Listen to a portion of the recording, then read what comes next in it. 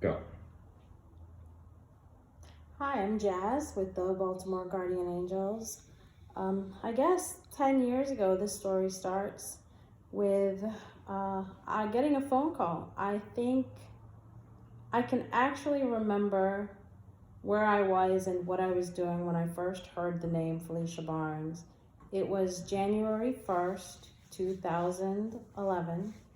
Felicia Barnes had gone missing on December 28th, and it was New Year's Day, and I was home. I had gone out, the night before. I was home, and I got a call from our chapter commander, Strider, and he asked if I was available and willing to go to Reisterstown because a 16-year-old girl had gone missing, and he wanted some of the angels to go out and help in the search.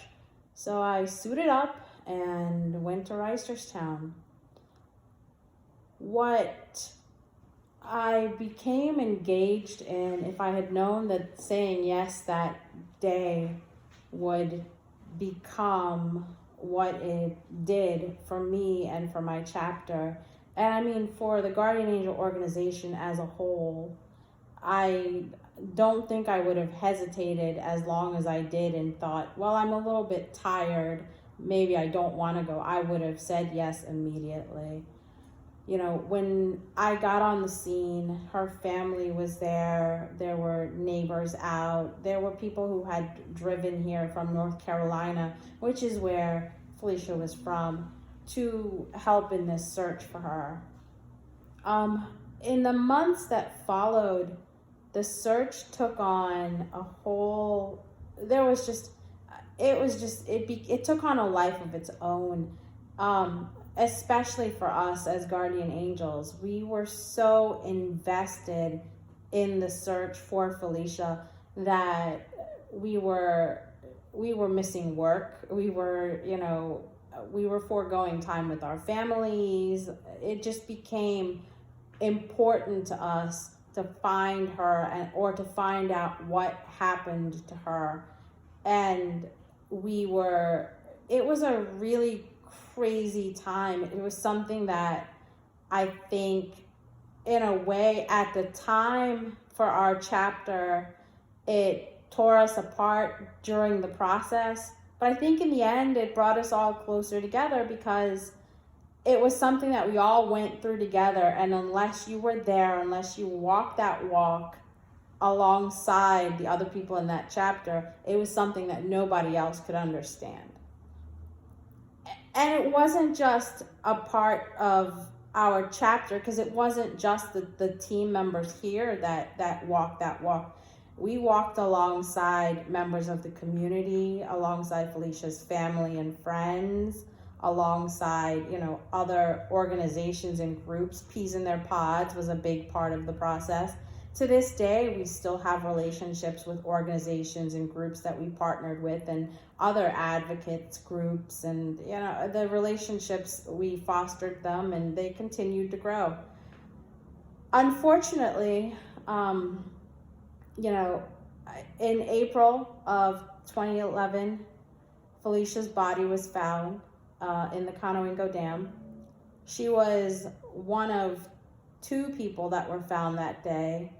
And again, I can remember the finest details of where I was, what I was doing, down to what I was wearing when I found out that they had found that body.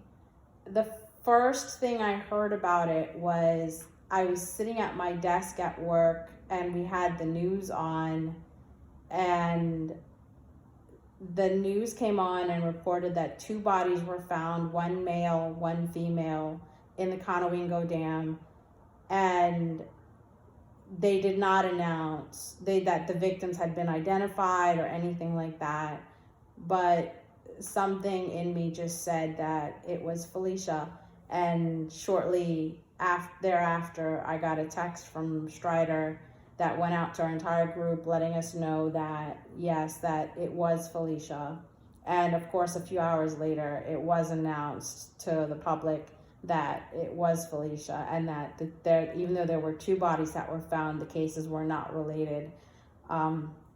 So that was a really difficult day because you have spent 4 months of your life dedicated to this cause, and it has come to an end in a way that you just could not. You knew it was possible, but you didn't want to let your mind go there. There was always going to be that hope. As long as there wasn't a body, there was hope that you were going to find her. There was hope that, you could keep hope alive. And I always think that, that was a really hard day for everyone. In the years that have passed since then, the guardian angels have worked with other families whose loved ones have gone missing, and we have always carried Felicia with us in all that we do, if only because she was the first case that we worked on. And one of the main things that I think I took away from Felicia's case, like I said, is it's keeping hope alive.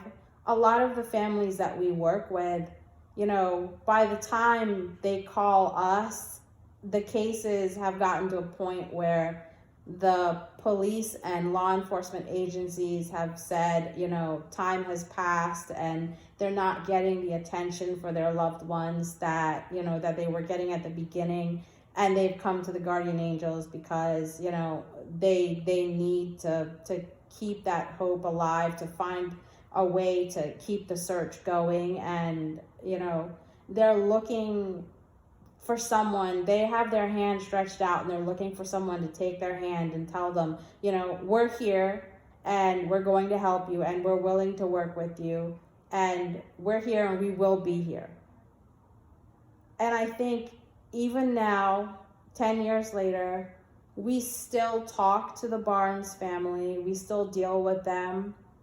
And the relationship that we have with them and with each other, I think, is probably one that is immeasurable and incomparable to something that it would have been had we not gone through this together.